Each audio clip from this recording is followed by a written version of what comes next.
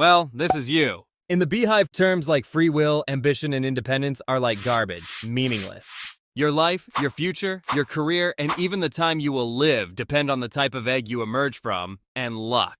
The worst possibility is that your egg is unfertilized egg. After 24 days and after several molts, you will emerge from the wax brood cell as a fully developed male bee, or what is called a drone. And despite your wonderful name and your large size compared to worker bees, you are useless. You do not have the necessary organs to collect nectar and pollen and make honey, such as a long tube-shaped tongue to suck nectar, nor a pollen basket on your hind leg to collect pollen, and you do not have a stinger to defend the hive, even if you tried. Huh? Even you cannot feed yourself on your own and depend on worker bees for that. But you have one special organ. You guessed it, it's your penis. You also have long hind legs suitable for your only task in the hive, which is to mate with the queen. On a calm and beautiful day, usually in spring or summer, the queen bee begins to fly outside and releases pheromones that attract drone bees from the hive and neighboring hives in what is known as the wedding flight or nuptial flight. She flies quickly and the drones chase her. A large number of them die in flight, and only the strong drones are able to catch up with her. One of them surrounds her with his legs and begins mating. And just like you when he finishes, his muscles relax. So the queen is able to break free and begin flying quickly again, pulling the poor male behind her until his penis is torn apart along with some of his internal organs, and he dies. This process is repeated more than once in order to obtain the largest possible amount of semen and store it in an organ called the spermatheca. The surviving males become a burden on the hive, so the worker bees stop feeding them, expel them, or even kill them in a phenomenon known as the male massacre. Even the coming generations of males are like excess blood. If there is less food in the hive, they are killed. If the number of bees in the hive increases, they are killed. If the temperature rises, they are killed. If the queen wakes up in a bad mood, you guessed it, they are killed. Well, this is a bit of an exaggeration. In fact, the workers often expel them and do not kill them, but they eventually die from hunger and weather conditions.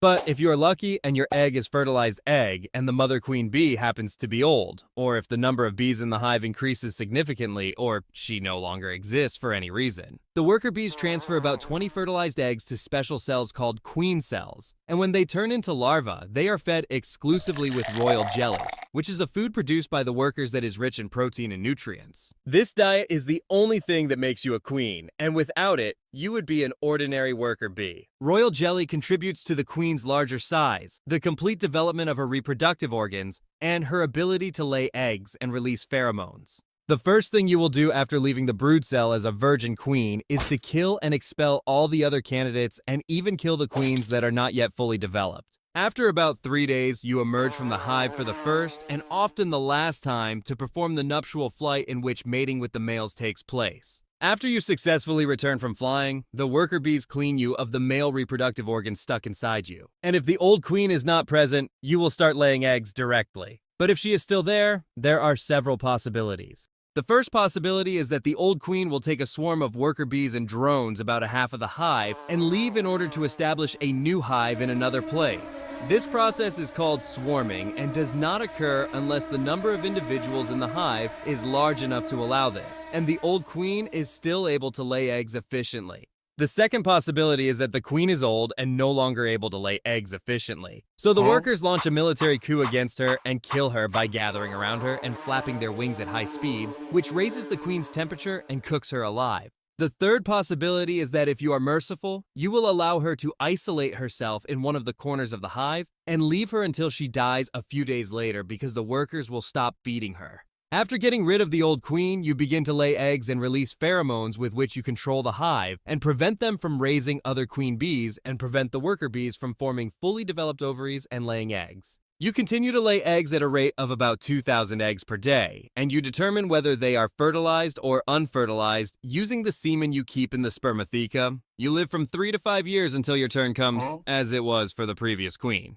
But if your egg is fertilized and the conditions are not prepared for you to become a queen, after several molts, you will emerge from the wax brood cell after 21 days as a worker bee, like most of the 30 to 60,000 bees in the hive. You are a female with incomplete reproductive organs, so it's not your job to lay eggs, but pretty much everything else is. And you will assume your duties in the beehive gradually depending on your age. You emerge from the brood cell as a complete worker bee, pale, wet, and with drooping wings. Due to your weakness, you remain still and embrace the brood cells containing the larvae, working to warm them. Meanwhile, you do not eat the honey and pollen stored in the wax cells, but rather obtain your food by begging from your older sisters as a result of the weakness of your jaw muscles.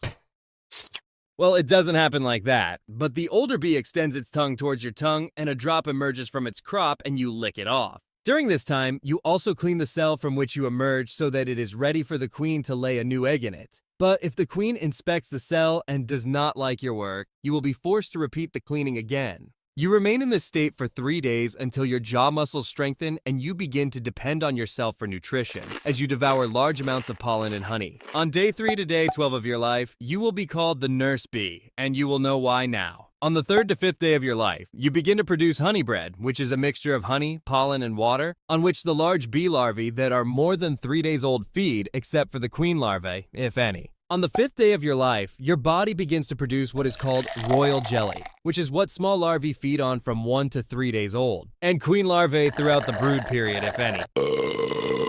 You also offer it to the queen, so she extends her proboscis into your mouth to feed on it.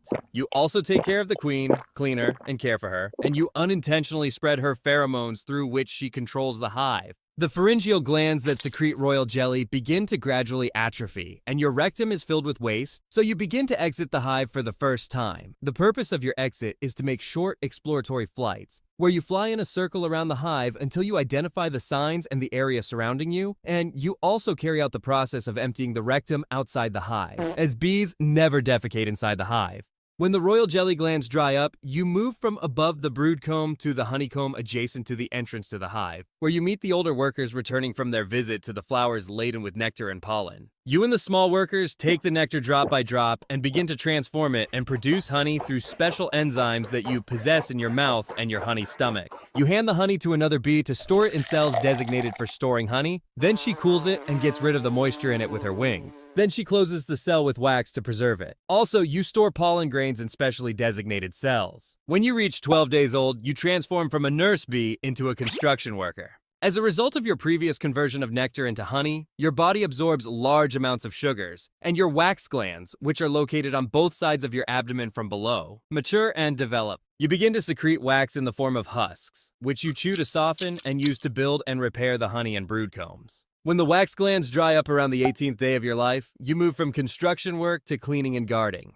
You clean the hive and ventilate it, and you also throw the larvae and dead bees out of the hive to prevent infection and contamination. At other times, you stand at the entrance to the hive and guard it. And like any security guard, you prevent intruders and thieves, defend the hive, bully the males, and things like that. What are you going to do, huh? You don't even have a stinger. I have another type of stinger, if you understand what I mean, and I can stab you with it, but that will be of no use. Motherfucker, get out of my face before I kill you. Sometimes you notice a strange honeybee approaching, but it carries nectar and pollen with it, so you allow it to enter. I think you have no objection to accepting bribes from time to time. You also allow strange males to pass through, as they do not pose a threat in prosperity times. Well, not until they get a welcome gift from you. You can go now. The hive is sometimes attacked by some creatures that seek to steal honey, such as some other types of bees, some types of birds, wasps, and mammals. When an attack occurs, all members of the beehive participate in defending it. Well, except for the males. They do not have stingers, as we said. Bees use stingers to attack enemies, but unfortunately, unlike the queen, when worker bees sting, part of their body comes off along with the stinger, and they die. There are several other techniques by which the bees defend the hive, such as gathering around the attackers and flapping their wings at a very high speed, to the point that it raises the temperature by several degrees Celsius, thus cooking the attacker alive. So this method is called the defensive hot bee ball, but this method also has its cost. And if you are among the victims, do not wait for a burial ceremony or a military funeral. Rather, your body will be thrown out of the hive like a garbage bag. When you are 21 days old, you are called foraging bees, and you begin to undertake tasks outside the hive, such as collecting nectar, pollen, water, and other important things for the hive for the rest of your life, which is not a long period. Worker bees live only 40 to 50 days, or 5 months in winter at the latest, all of which they spend serving the hive. While you are preparing for your first mission outside the hive, you are surprised by a forager bee that enters the hive and begins dancing. Poor bee, she has lost her mind. What? She shows us where the nectar and flowers are. Come on. You go out with a large group of foraging bees to collect nectar and pollen, and this is where the real danger begins. While you are heading to the nectar sites, suddenly you are attacked by a bird, and one of the bees is eaten, and now the bird is heading towards you quickly. You try to escape quickly and rush between the dense tree branches to hide, but unfortunately, you are not able to notice the spider web in front of you, so you get stuck in it. The spider approaches you, so you try with all your strength to get out of the web, and fortunately for you, you succeed this time. Oh, fuck! But suppose you survive and reach the places where the nectar is located. The danger is not over yet. Sometimes when the temperature rises in the summer, the nectar in the flowers ferments and turns into alcohol. If you suck this type of nectar, you get drunk and may fall and be unable to fly, and you may die for any reason in this situation. Even if you succeed in reaching the hive, the guards will not allow you to enter and will expel you, and they may tear you apart because drunk bees may cause massive destruction to the entire hive. But don't worry, these are a few cases. You can start sucking the nectar, collecting pollen, and storing it in special pockets in your back legs called the pollen basket. As you move from one flower to another, you contribute to spreading the pollen grains that are stuck in the hairs of your body through electrical charges. These same charges are what attract scraps of paper when you rub a pen with your hair and bring it close to them. When you finish your task, you return to the hive with the nectar and pollen, and the process of making and storing honey begins by the younger bees. Sometimes the temperature of the hive rises, so you have to go out to bring water on your back and evaporate it using your wings to cool the hive. Drones sometimes participate in this task, practically turning from a man into a fan. One day, the hive is subjected to a major attack by a group of wasps, and after a violent battle during which a large number of bees fall, you and the other bees are able to get rid of the danger. While examining the bodies, you are surprised that the queen is among the victims. The queen is dead! Chaos spreads in the hive, and some bees begin to leave. You decide to play the role of the hero and act and solve the problem. So you immediately transfer some fertilized eggs to the queen cells. And after the brood period passes, the new queen emerges from the cell and goes to mate. You feel proud of yourself and stand in the typical hero pose, happy with what you have achieved. Get back to work, you lazy bee.